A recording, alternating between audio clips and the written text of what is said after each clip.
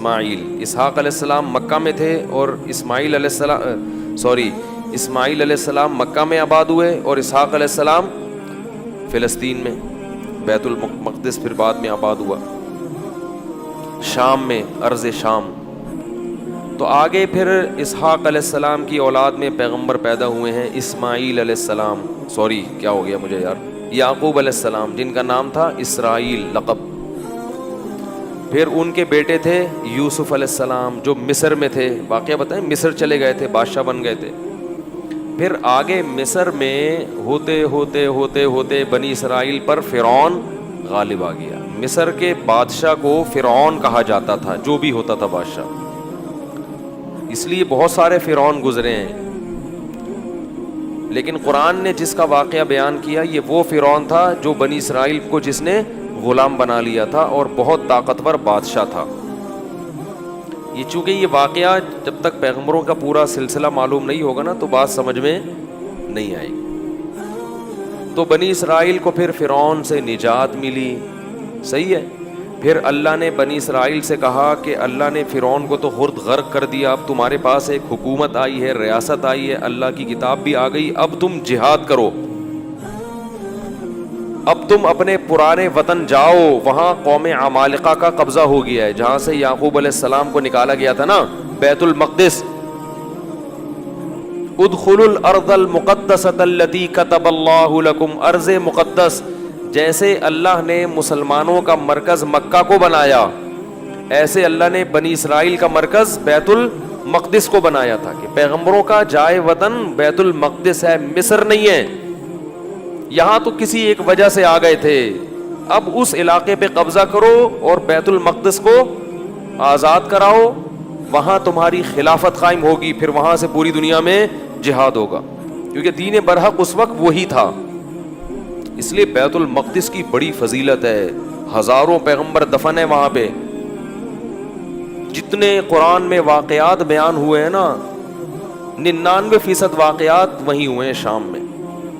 حضرت مریم کا بچے کی ولادت، عیسیٰ علیہ السلام کی تقریر، پھر موسیٰ علیہ السلام، زکریا علیہ السلام کا محراب میں کھڑے ہو کر اللہ سے اولاد کی دعائیں مانگنا، یہ سارے ادھر ہی ہوئے ہیں واقعات، یہ تاریخی واقعات ہیں۔ جو لوگ جاتے ہیں، اب تو بیت المقدس جا نہیں سکتے، بڑی زبردست جگہ ہے، اگر اللہ کسی کو توفیق دے تو وہ جائے ضرور، ان جگہوں کی زیارتیں کرے۔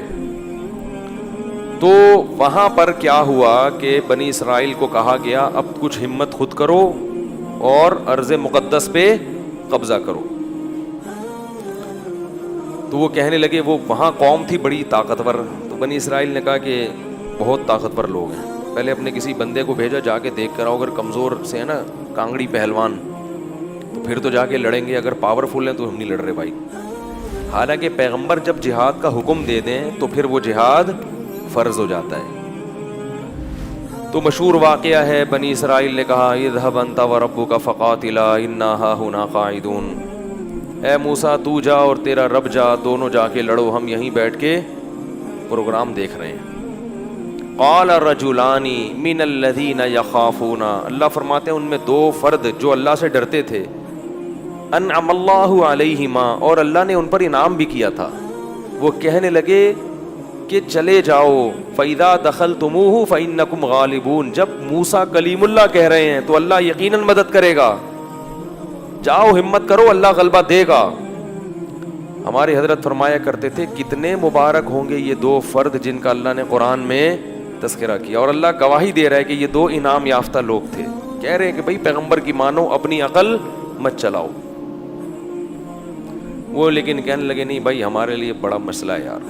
موسیٰ علیہ السلام کو غضب آیا اور انہوں نے اس مرتبہ دعا مانگی، اے اللہ میں اپنے اور اپنے بھائی کا تو مالک ہوں، ہارون کا، تو ہمیں کوئی حکم دے، ہم نہ کریں تو ہم سے پوچھ، یہ قوم میری سمجھ سے بالاتر، اتنے تیرے انعامات ہوئے، سب کچھ ہو گیا، لاٹھیوں کو سانپ بنتے ہوئے دیکھا، سمندر کے ٹکڑے ہوتے ہوئے دیکھا، فرعونیوں پر مینڈکوں کا، جوؤں کا، آگ کا عذاب، خون کا عذاب، ہر طرح کے عذاب دیکھے، اس کے بعد بھی اب یہ قوم ہمت خود کچھ کرنے کے لیے تیار نہیں ہے، سارے کام کون کرے گا؟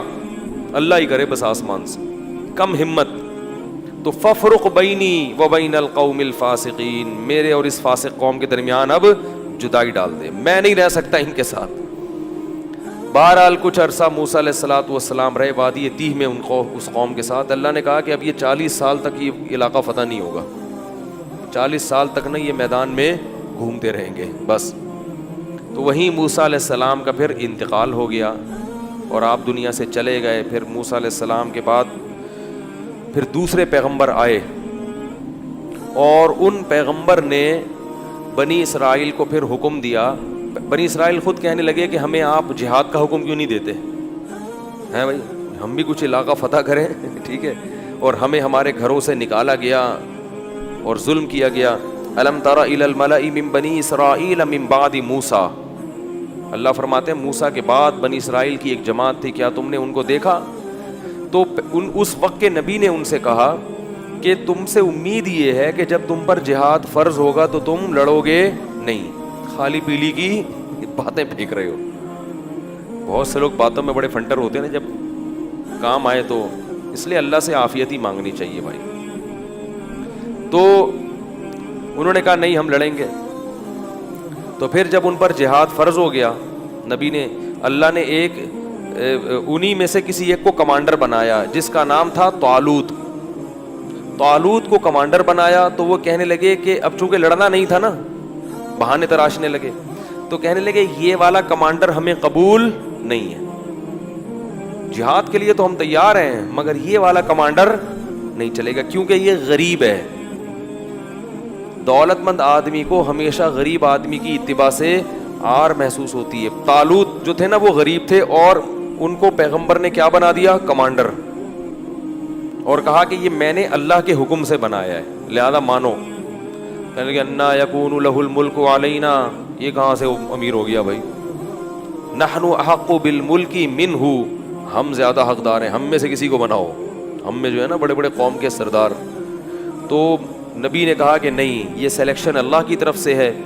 और इनके बरहक होने की एक अलामत ये भी है कि हज़रत मूसा और हारून अलैहिस्सलाम की कुछ यादगारें, कुछ तबर्रुकात, जो उनकी कुछ अशिया थीं, बनी इसराइल क्या किया करते थे कि जब भी कहीं जिहाद में जाते थे तो हज़रत मूसा अलैहिस्सलाम की लाठी और इस तरह की कुछ चीज़ें जो उनके पास रह गई थी ना, वो लेके जाते थे तो अल्लाह उनको फतह अता फरमाता था, उसकी बरकत थी। क्योंकि वो जाहिर है मुतबर्रिक लाठी थी ना हज़रत मूसा अलैहिस्सलाम, अब उससे सांप तो नहीं बनता था, लेकिन हारून अलैहिस्सलाम और मूसा अलैहिस्सलाम की इस तरह की चीज़ों को तबर्रुक के तौर पर वो इस्तेमाल करते थे और अल्लाह की मदद शामिल हाल हो जाती थी। तो बनी इसराइल को तालूत ने फिर उन्होंने जो है ना वो ताबूत आया जिसमें वो थी, तो फरिश्ते उसको लेकर आए, तो उनको इत्मीनान हो गया कि अब अल्लाह की मदद यकीनन होगी, मैदान जंग में इसको लेके जाओ साथ। कुरान में आता है कि जब हज़रत तालूत अलैहिस्सलाम लश्कर लेके निकले तो उन्होंने अपनी कौम से कहा कि देखो लड़ाई क्योंकि बहुत सख्त है, दुश्मन बहुत ताकतवर है और हम हैं कमज़ोर, तो अल्लाह तुम्हें पहले आजमाएगा, यानी अल्लाह की मदद के लिए जंग में फतह नहीं हो सकती, तो असबाब में तो हम कमज़ोर हैं, अल्लाह तुम्हें इम्तिहान करेगा कि तुम में तकवा है या नहीं है। उस इम्तिहान में कामयाब हो गए तो जो कामयाब होंगे उनको तो फतह मिलेगी, और जो उस इम्तिहान में कामयाब नहीं हुए वो क्या खाएंगे? शिकस्त खा के भाग जाएंगे, वो लड़ने की ताकत नहीं रहेगी। और वो इम्तिहान ये है कि तुम्हें प्यास लगेगी मगर नहर में से किसी ने पानी, बोलो भाई, नहीं पीना, प्यास लगेगी, ये प्यास बाद में ख़त्म हो जाएगी, मगर उस वक्त अल्लाह ने इम्तिहान लिया है कि एक आध चुल्लू पीने की इजाज़त है, पेट भर के पानी पीने की इजाज़त नहीं है। इसमें कामयाब हो गए तो लड़ने की ताकत भी अल्लाह दे देगा तुम्हें। कुरान कहता है जब वो नहर पार की है ना, फशरिबू मिन्हु इल्ला कलीलम मिन्हु, थोड़े से लोग थे जिन्होंने पानी नहीं पिया, पूरी कौम ने पी लिया। इतनी अल्लाह ने निशानियां दिखाई, सब कुछ किया, मगर फिर भी क्या कर रहे हैं? पेट भर भर के कह रहे हैं देखा जाएगा यार, देखा जाएगा यार।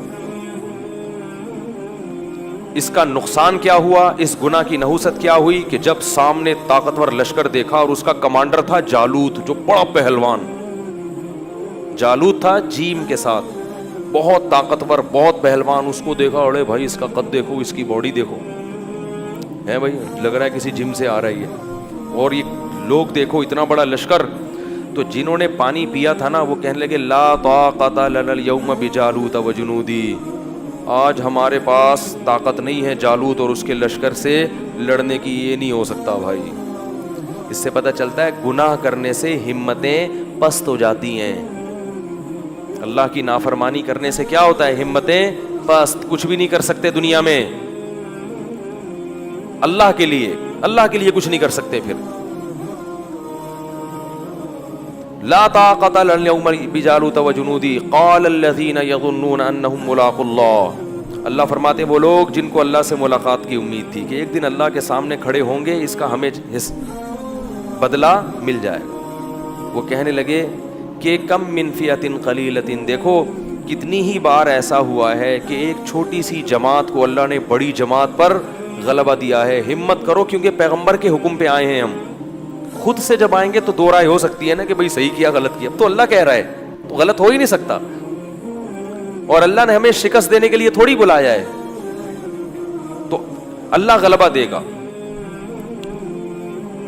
تو اب جب لڑائی شروع ہوئی ہے تو اتنی زبردست انہوں نے دشمن نے حملہ کیا کہ قرآن کہتا ہے کہ یہ جو تھوڑے سے لوگ میدان جنگ میں ڈٹے نا، ان کو اندازہ ہو گیا کہ ہمارے قدم یہاں ٹھہر نہیں سکتے، ہم نہیں ٹھہر سکتے، تو اب اللہ سے دعا مانگ رہے ہیں ربنا افرغ علینا صبرا وثبت اقدامنا وانصرنا علی القوم الکافرین۔ کیسے عجیب الفاظ ہیں، اے اللہ ہم پر صبر کو انڈیل دے۔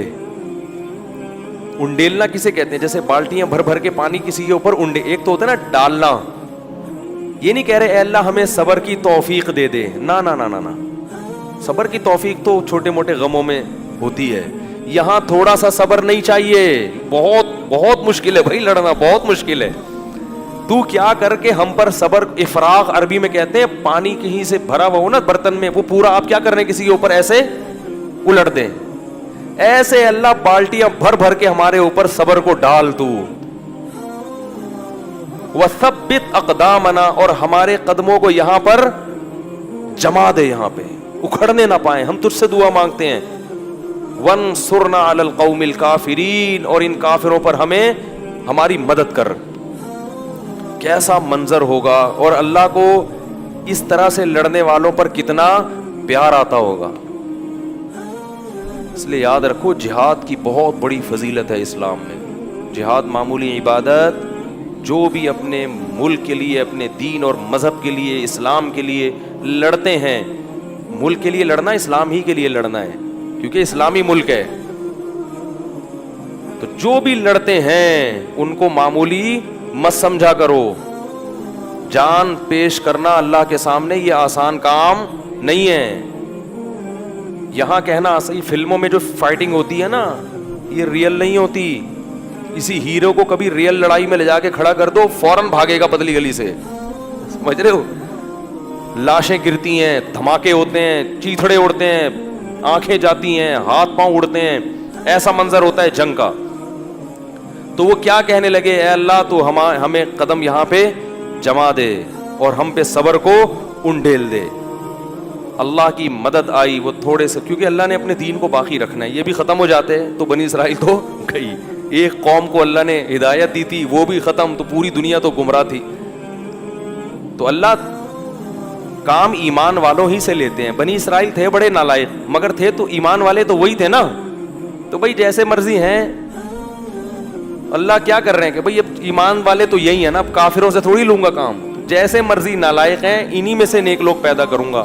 اس سے کیا ثابت ہوتا ہے کہ اس امت، یہ امت بھی جیسی مرضی بگڑ جائے، یہ پوری امت غلط نہیں ہو سکتی، اور اس کے مولوی جیسے مرضی خراب ہو جائیں، انہی مولویوں میں سے اللہ اچھے مولوی بھی پیدا کرے گا، کیونکہ نئے مولوی مارکیٹ میں کہیں سے اور سے، عیسائیوں سے، یہودیوں سے آپ کو نئے مولوی نہیں ملیں گے، جو کچھ ہے اسی یہی امت ہے۔